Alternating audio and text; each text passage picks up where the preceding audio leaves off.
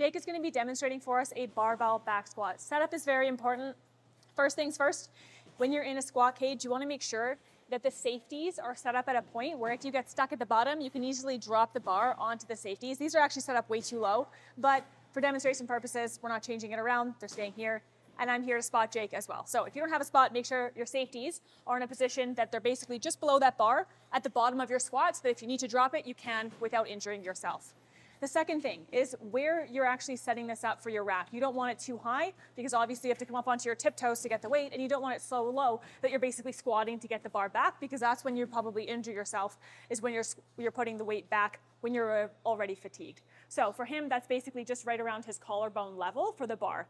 Now he's gonna get himself underneath the bar. He's gonna first of all make sure that his hands are in even placement. So for him, his pinky finger is basically on the little line, the knurling, and his neck is literally in the middle of the bar. If you are not in the middle of the bar, this will be very unsafe. So make sure your setup is immaculate.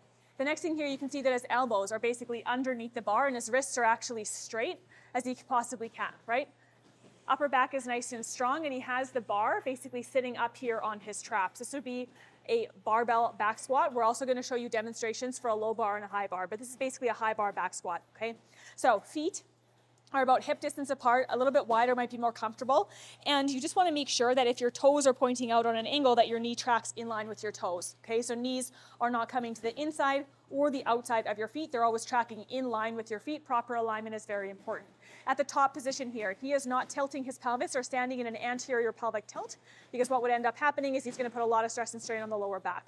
He wants to start in a neutral position with his pelvis. Glutes are already engaged, abs are engaged, and then he's going to sit down as if he was sitting into a chair. Now, Jake has really good mobility, so he can actually sit all the way down into a squat. You can see here at the very bottom, he starts to get a little bit of a bum tuck. So for him, I'd have him come up a little bit higher, perfect right there before his bum starts to tuck, engaging the glutes. And you can see here, he pretty much has maximum hip and knee flexion in his squat. He's gonna come down, descending nice and slowly. He's not dropping out and just hanging out in his hips here. He's actually keeping active tension and then driving through the floor, coming all the way back up to that starting position. So that's how you'd perform a barbell back squat.